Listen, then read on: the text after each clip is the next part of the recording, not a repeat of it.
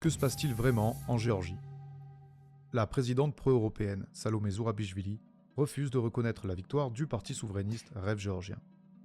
Les mouvements européistes se radicalisent depuis le scrutin parlementaire contesté du 26 octobre et l'opposition demande la tenue de nouvelles élections.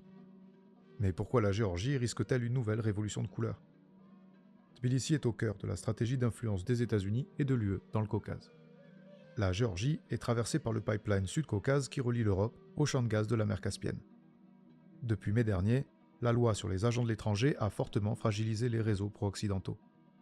Les ONG et médias financés par l'étranger doivent se déclarer en tant qu'agents d'influence. Inspirée par une législation américaine beaucoup plus stricte, la loi votée par le Parlement géorgien cherche à garantir l'indépendance nationale.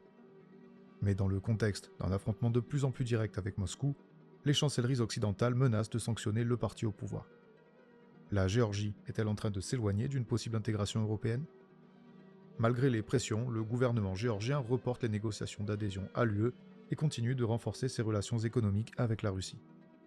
Si l'Europe reste le premier marché d'importation pour Tbilissi, les grands projets d'intégration eurasienne poussent le pays à regarder vers l'Est.